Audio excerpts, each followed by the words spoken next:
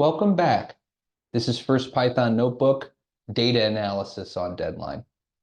In this next introductory video, we're going to cover how you can create a new notebook in your JupyterLab desktop, and then we're going to walk through very slowly and very carefully all the features of the program so that we can all be comfortable with the environment before we get serious about coding.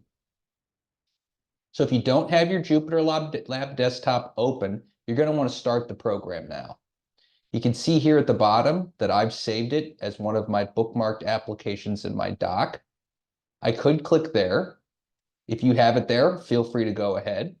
If you don't, you can always try the trusty magnifying glass or spotlight in the upper right-hand corner of your toolbar, where you can type any program and Apple will return for you sort of a link that will do the exact same thing.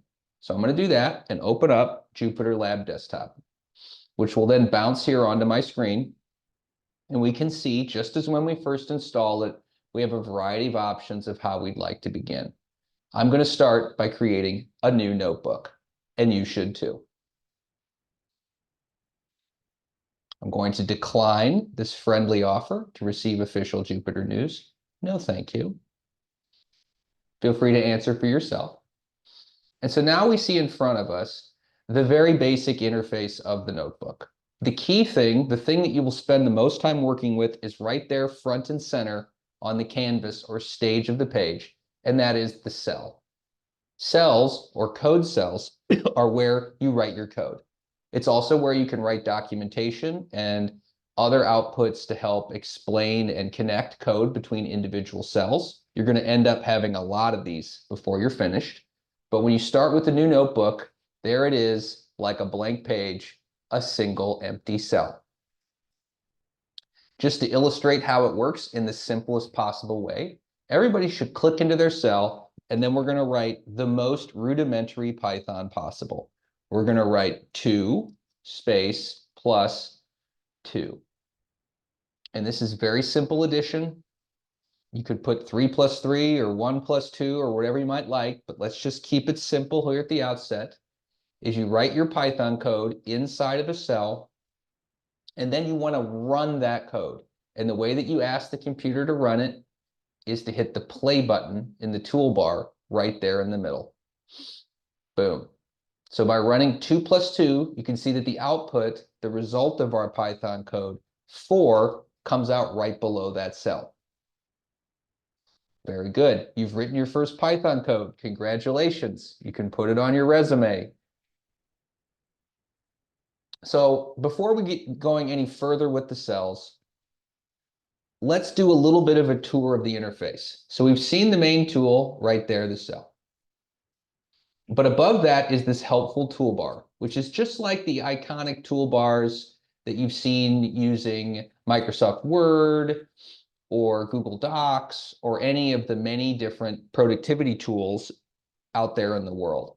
Is they handle a bunch of sort of the shortcut functions that you really commonly need to work. So for instance, we have here a save icon, or if you click, that will save the result of your notebook to the computer. The plus icon, if you were to click that, that makes a new cell. See how it added a new empty cell beneath the one that was selected? You can tell it's selected by the nice blue box around it, right? That's the one that's currently active. So if I hit plus one more time, it added another cell. We have here the familiar cut, copy, and paste icons from all of our other programs. Cut in Jupyter is a really handy way to delete a cell. So I just made 3 I don't need. If I just hit snip, snip, snip, they're gone, right? I could even get rid of my 2 plus 2, snip. You have to have at least 1 cell, so that stayed there. Just going to type 2 plus 2 again. And there's that play button, right? That's how you run the cell. So if I hit that again, it runs it. This is the button you'll probably use most frequently. There's a shortcut, in fact, that I'm very fond of, where rather than clicking, if I hit on the cell, and if you hold down the shift button and hit enter while holding shift, that does the exact same thing as hitting play. Now, our Python code was very simple. And so it finished in less than a second very quickly. But a lot of times, if you're analyzing millions of records of data or doing a very long-running computer process, your cell can run for quite some time. And that's where the stop button can sometimes come in handy. That's a way to interrupt an ongoing Python program and say, you know what, you can just cut it short. I don't want to wait. Restart is a way to sort of reboot your entire notebook from the top. Let's say you've run a lot of code and things are way out of whack. This is a way to kind of wipe the slate clean and start over. So you can see our output of 4. If I hit restart, it's like, are you sure, Ben? Yes, I'm sure. It restarts, right? Nothing really changes. Everything's the same, but anything that had been saved in the notebook would be wiped out. How that's important, we'll get to later in the class. We have an icon here that will both restart and then run everything again from the top. That's the once more with feeling button in my mind. And then finally, we have a very important pull down here, which dictates what type of cell you want. So, by default, every cell is a code cell where you write Python code. But it doesn't have to be that way. There are other things cells can do. And one that's very powerful is called a Markdown cell. A Markdown cell is one that allows you to write text with links and formatting and lists and paragraphs and headers so that you can, together with your cells, create something like a sort of document that both is executable as code, but is also legible and readable like a paper. And so to switch your cell to be a Markdown cell instead of a code cell, you click on it. You then come here, hit the pull down and say, I would like Markdown instead.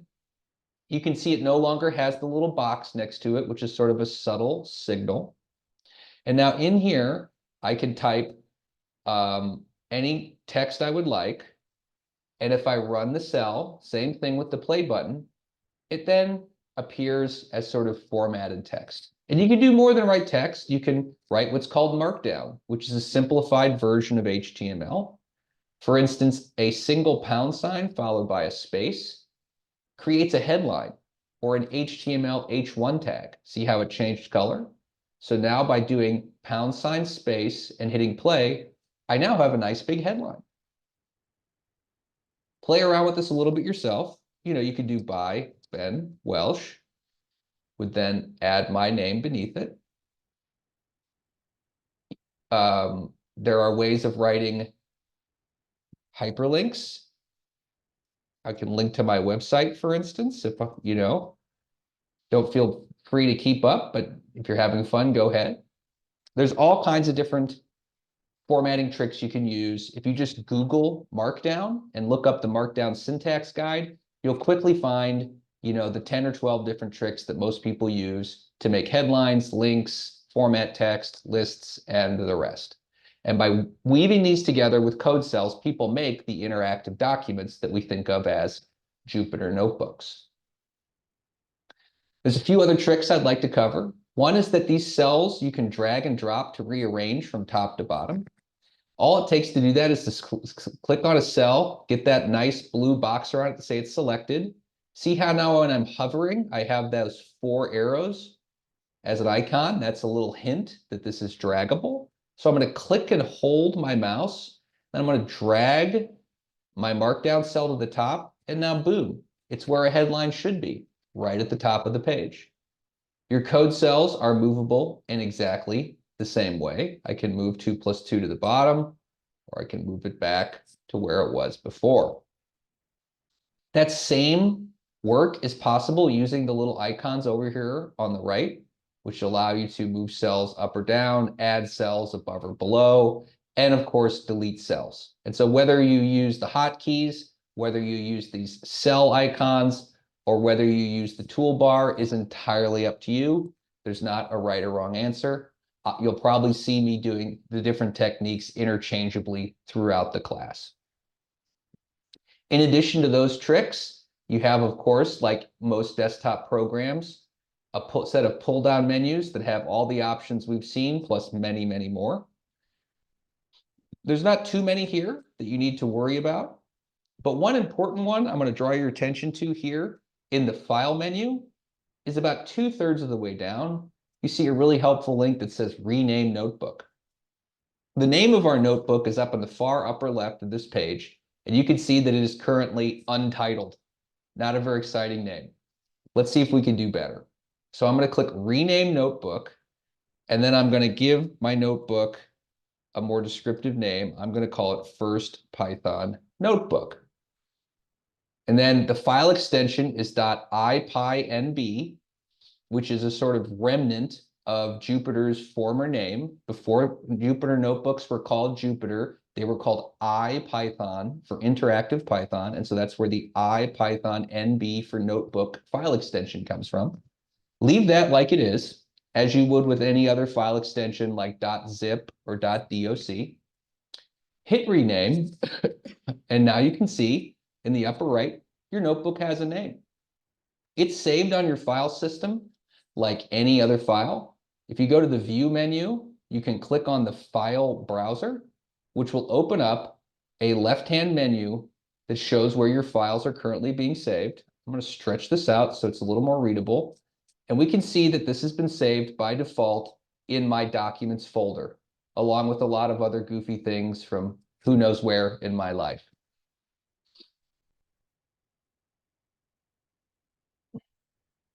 Very good. Well, it actually wasn't saved in the Documents folder. It was saved in my home directory right there. But I could move it into my Documents folder by dragging and dropping.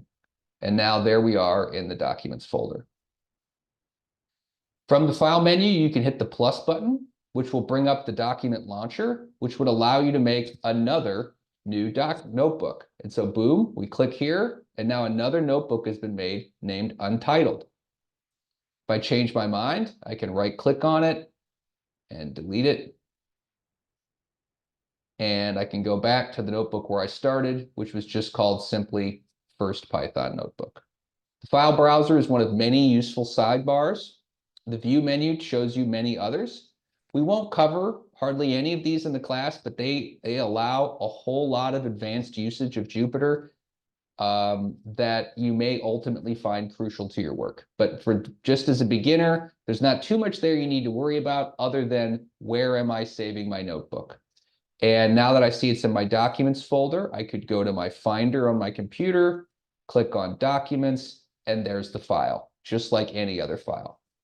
This is one of the big benefits of using JupyterLab Desktop, is that without any additional configuration, not only do we have the program up and running locally on our own computer, we're able to access the files on our file system just like any Word document or anything else. And that's why I believe JupyterLab Desktop is the best option for beginners. However, there are numerous other ways to install JupyterLab or other alternative notebook interfaces. They're all valid, and some of them might ultimately be better for you down the road. One of the biggest differences you'll see in the newest tools is that many notebook tools now run entirely in the cloud, where all of the files are hosted on the internet and nothing is installed on your local computer. That is, of course, much easier to get up and running, but gives you less control and less privacy. It's all about trade-offs, and I think you can ultimately make the right decision for you. But again, as a beginner, JupyterLab Desktop is an easy way to get going. And this interface that I've just given you the tour of is exactly identical to JupyterLab's instances that are hosted in the cloud or elsewhere. And even the variations that you might see further down the road are really very small. With that, we've reached the end of this introductory chapter. We're ready now in our future work to start really getting serious about writing Python code inside these cells. All right, let's go get it.